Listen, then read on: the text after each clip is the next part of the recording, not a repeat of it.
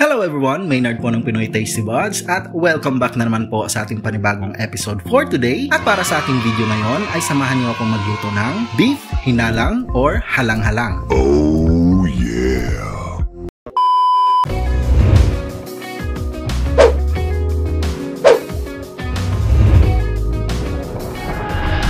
Of course, bago tayo mag-umpisa, make sure na nakapag-subscribe na kayo sa aking channel at na-click nyo na din ang notification bell para updated kayo sa aking latest video upload. So hindi na natin patatagalin pa at tara, umpisahan na natin. Meron ako ditong half kilo ng beef, slice lamang natin ito into cubes at hugasan.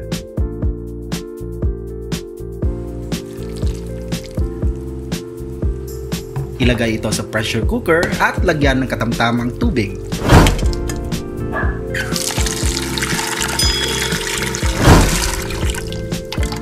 Takpan at i-pressure cook natin ito for 35 minutes.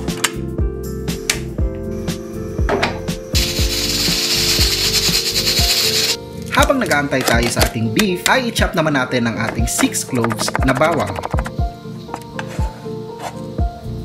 Isang pirasong sibuyas,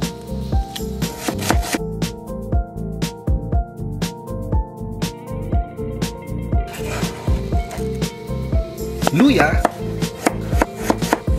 slice natin ito sa maliliit na cubes,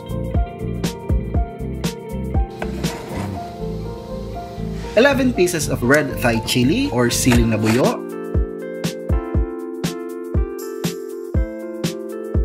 at iset aside. Makaraan ng 35 minutes na pagpapalambot sa ating beef, ay hanguin lamang ito at i-strain.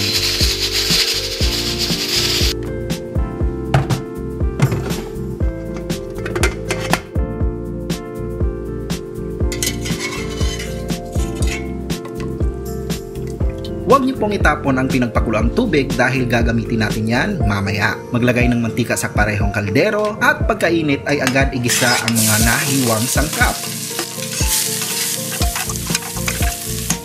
Maglagay din ng 1/4 teaspoon ng pamintang powder.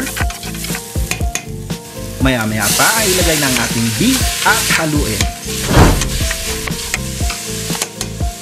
Ilagay na din ang ating nahiwang sili. Haluin muli. Ilagay na ang ating beef broth. At dagdagan ito ng isang basong tubig. Takpan hanggang sa kumulo. Pagkakulo nito ay buksan lamang ang takip at ilagay ang ating 2 sachet ng tungkoy.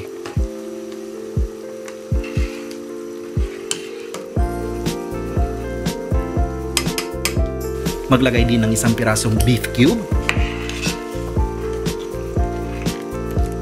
isang kutsarang asin.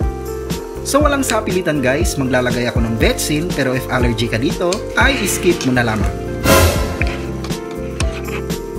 Haluin ito, tikman at kung okay na sa inyong panlasa, ay agad patayin ang apoy at ilagay na din ang ating 1 cup of green onions. Ayan, at luto na po ang ating beef hinalang or halang-halang. Serve and enjoy! So guys, natapos na naman po tayo sa ating episode for today. And if you enjoyed this video, kindly give this a like, share this with your friends, and of course, don't forget to subscribe and click notification bell para updated kayo sa aking latest video upload. Hanggang sa muli, maraming salamat!